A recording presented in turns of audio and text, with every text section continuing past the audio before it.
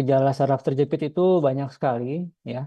Mulai dari rasa kebas, ya, kebas, kesemutan atau baal, ya disebut baal atau kebal pada kaki. Tapi umumnya kebasnya itu berawal dari pinggang. Ini tulang belakang kita yang dilihat dari depan.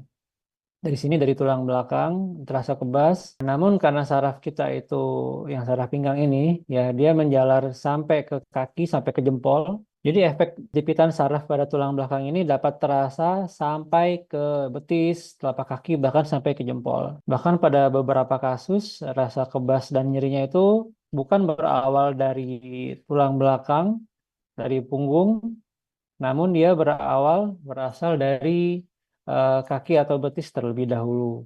Itu juga bisa terjadi pada beberapa kasus dan itu pernah saya temui pasien yang datang ke kita dengan keluhan kaki atau betis kebas. Ternyata yang bermasalah bukan di kaki atau di betis, namun yang bermasalah itu di saraf tulang belakang.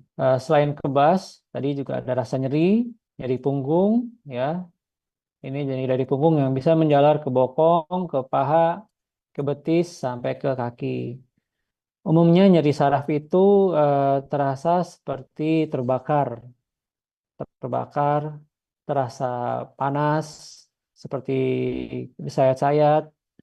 Ada juga yang bilang seperti kecabean, jadi seperti kena olesan cabai. Jika makin parah, saraf terjepit juga dapat menyebabkan kelemahan pada kaki. Jadi bukan hanya rasa nyeri, tapi juga bisa menyebabkan kelumpuhan pada kaki, ya, yang menyebabkan seseorang sulit berjalan.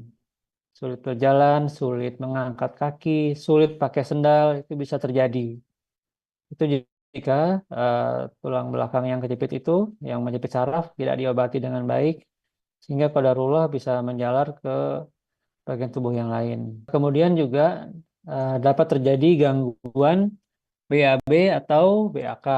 Jadi ternyata ya tulang belakang ini, saraf tulang belakang itu fungsinya juga untuk mengatur buka tutup saat kita ingin buang air besar atau buang air kecil. Jadi jika ada gangguan di saraf tulang belakang itu juga dapat menyebabkan gangguan berkemih. Jadi pipisnya bisa jadi tidak terkontrol. Entah itu sulit ditahan atau malah ngompol tanpa bisa ditahan. Atau juga bisa jadi ada gangguan BAB.